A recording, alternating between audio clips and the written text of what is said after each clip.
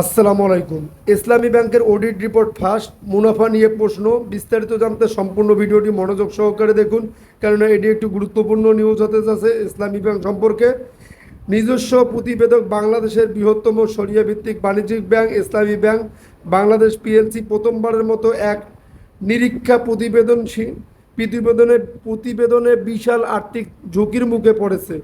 নিরীক্ষা প্রতিবেদন অনুযায়ী 2024 অর্থ বছর শেষে ব্যাংকটির প্রভিশন ঘাটতি প্রায় 70,000 কোটি টাকা পৌঁছেছে।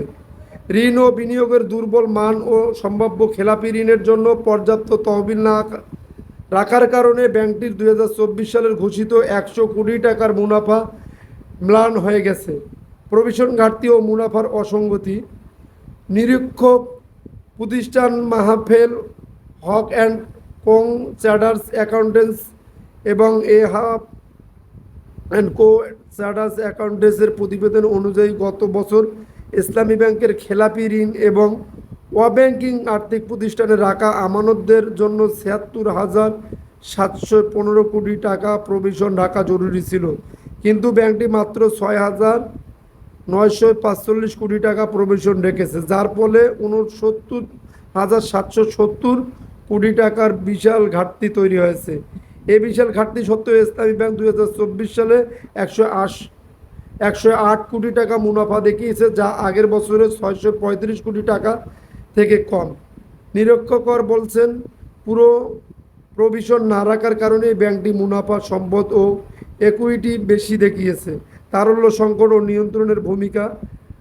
নিরীক্ষকরা বলছেন, ইসলামী ব্যাংকের স্থিতিশীলতা এখন নিয়ন্ত্রক সংস্থার সহায়তার উপর নির্ভরশীল।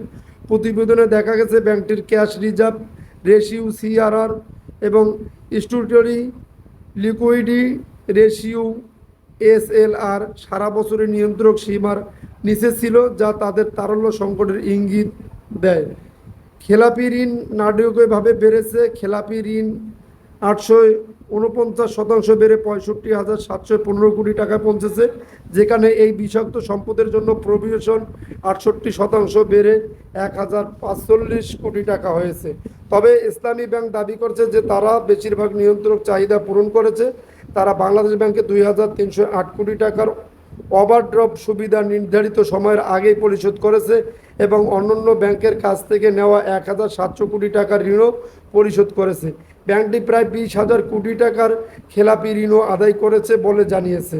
আমানতকারীদের আস্থা ও পুনরুদ্ধার প্রক্রিয়া এত দুর্বল থাকা সত্ত্বেও 2024 সালে ইসলামী ব্যাংকের আমানত 6,162 কোটি টাকা বা 4% বেড়েছে।